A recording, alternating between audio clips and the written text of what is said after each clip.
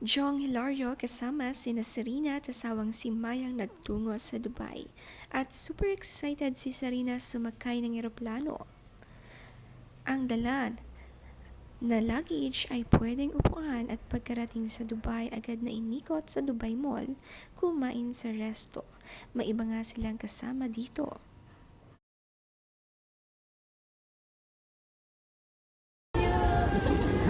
Are you so cute?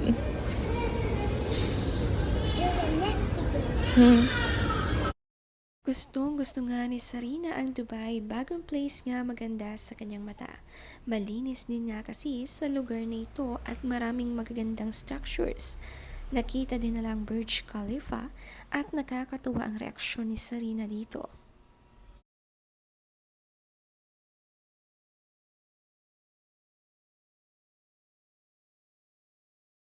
Burj Khalifa eh.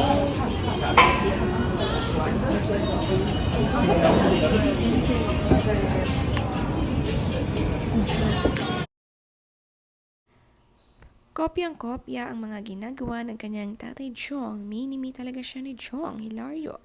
Tanaw sa kanilang kinainan na merienda ang taas ng Burj Khalifa.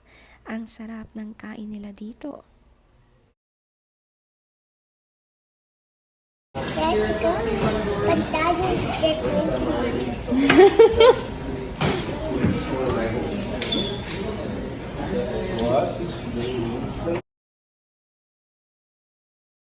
Sa airport palang ramdam ng excitement ni Serena.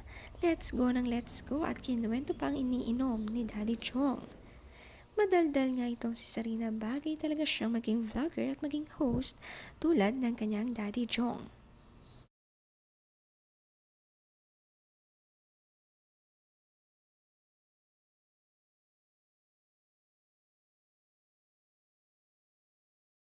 May ibang kasama nga sila dito sa Dubai kaya napakasaya ng kanilang tour. Si Jong nga ay may event dito, magpapasikat sa isang night market kaya nga sama-sama sila sa Dubai.